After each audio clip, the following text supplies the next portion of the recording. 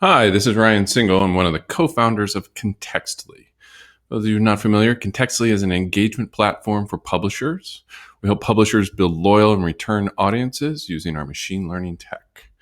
I'll show you what that looks like and the kind of the base features on one of our sites called Make Magazine, and show you our recommendation modules, which then I will go in a little further and talk to you about one of our cool new features called the follow-up button, which turns every story on a publisher's site into something that readers can subscribe to. This is a story about GoPro and cool aerial footage. You'll see there's a little sidebar in the body of the story that's powered by us. Down at the bottom, we have related stories. And this is things that are from Make's own site. We do this using tags and categories and semantically interesting words in the body of the stories. And you'll notice too that we're not just recommending text stories. So we break down content silos and we're including a video in here because it matches well with the content. Now, readers often like related, but sometimes they have all they want about that particular topic. So we have the second section, which we call the Explore section.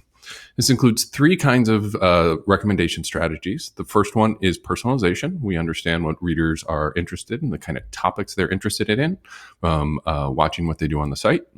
We also include evergreen stories. So we algorithmically detect your best older stories, the ones that are still giving value to readers, and keep those alive. And third is popular. So, things that are going on right now are things that are often interesting to people.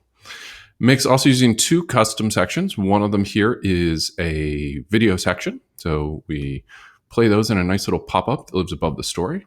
You're done with that. You just close it and you're back on the site looking at more recommendations.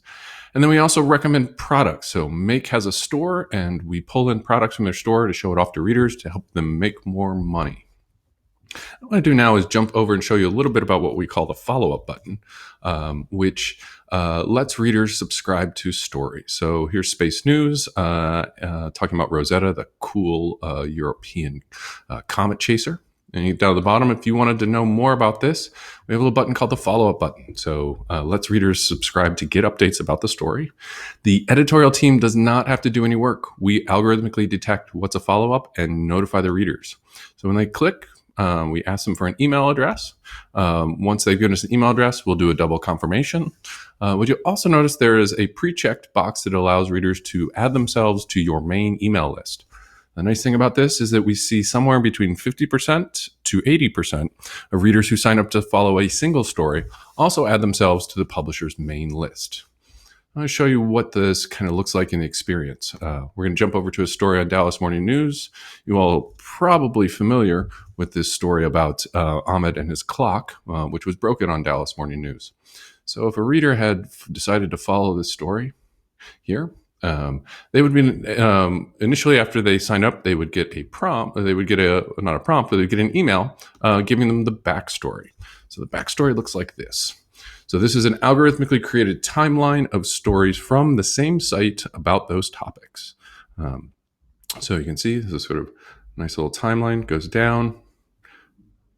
And here's the story you signed up for. And it goes all the way back to the first story that Dallas Morning News broke. So right now, these timelines live only in emails sent to readers, but you can imagine these are nice things you might want to have living on your own site.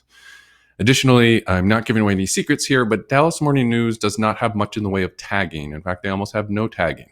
These timelines were created for Dallas Morning News from looking at over 200,000 possible stories and pulling out the ones that are actually relevant. And that gives you a pretty good sense of the quality of our technology. And then what happens when someone decides that when a news story happens? Well, we send them what we call the follow-up. So the follow-up shows up telling you that now Ahmed has joined Malia Obama as a most influential teen. So story, and I'll get a little image and then a little bit of the story, prompting them to go read more. You'll notice this looks like it's sent by Dallas Morning News, but it's actually sent by us. Readers can unsubscribe at any point with a link at the bottom of the email. But the nice thing is that almost no one uses it, which I'm quite happy about. So you can try this out yourself. So we're also working with Michigan Live, which is an advanced digital site. And you can see that story here. But instead of you remembering the URL, you can simply go over to bit.ly/InmaFollow. That's bit.ly InmaFollow and try it out for your own. And if you're interested in learning more, we'd love to talk with you.